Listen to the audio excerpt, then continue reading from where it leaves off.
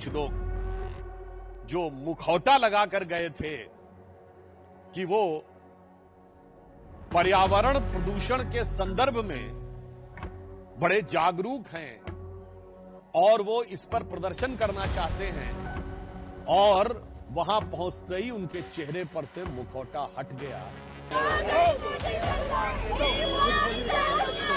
जब हमारे सीआरपीएफ के 75 से अधिक जवान मारे गए थे तो मीडिया में रिपोर्ट आई थी कि तमाम लोगों ने दिल्ली में खुशियां मनाई।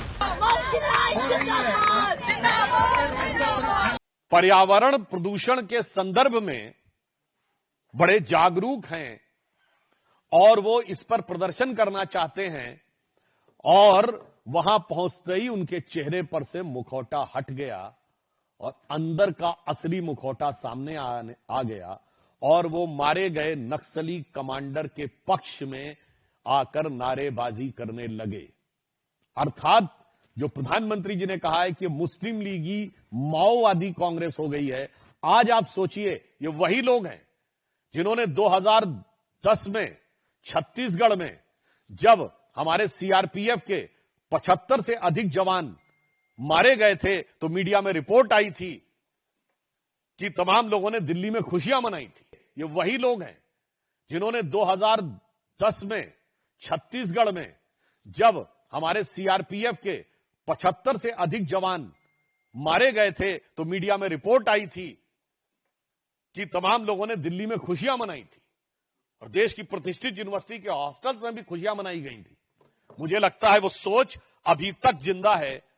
तो हवा के प्रदूषण से ज्यादा दिमाग में जो मैकाले, मार्क्स और माओ का प्रदूषण आकर बैठ गया है, और उसके साथ कट्टरपंथी कठमुल्लाओं का समर्थन पाकर सत्ता में आने का जो ख्वाब आंखों में पैबस्त हो गया है, ये देश के लिए ज्यादा बड़ी चुनौती है।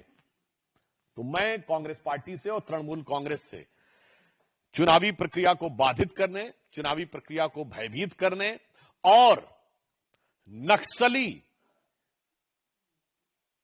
कमांडर के बारे में दिए गए आपत्तिजनक बयान पर मौन समर्थन करने के बारे में स्पष्ट और मुखर जवाब चाहता हूं। बहुत साफ बात है कि यह आज का विषय नहीं है।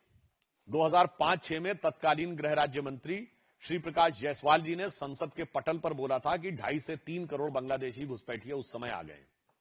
ये उस समय का दिया गया बयान है। बाद में पार्टी ने दबाव बनाया तो उन्होंने उसको विड्रॉ करने का भी प्रयास किया था। तो हमारी सरकार आने के बाद उस प्रक्रिया में पूरी तरह रोक लगी है। उसका एक और प्रमाण है, हमारी सरकार आने से पहले बांग्लादेश के साथ लैंड बाउंड्री एग्रीमेंट ही नहीं था, यानी सीमाई निर्धारित नहीं थी। आधा गांव भारत में, आधा गांव बांग्लादेश में। 2016 में हमने लैंड बाउंड्री एग्रीमेंट किया, उसके बाद उस सीमा पे फेंसिंग की है। केवल कुछ जगहों पे जहां पे भारी पानी या प्राकृतिक समस्याएं, उन पोर्शन को छोड़कर लगभग सारी जगह फेंसिंग हो गई है। और मैं कुल मिला के बात कहना चाहूंगा, जो आरोप लगाते हैं आज का तो माहौल उठा के देख लें, कहां घुसपैठ होते हुए आने की खबरें और कहां भागने की खबरें, और किसी ने कुछ किया नहीं है। केवल उन्हें यह दिख रहा है कि ईमानदारी से जांच होगी, तो वो खौफ दिख रहा है जिसकी वजह से वो बाहर जाते हैं। उनको खौफ होते हुए समझ में आता है। ये कांग्रेस पार्टी इंडी गठबंधन वालों को खौफ किसका हो रहा है?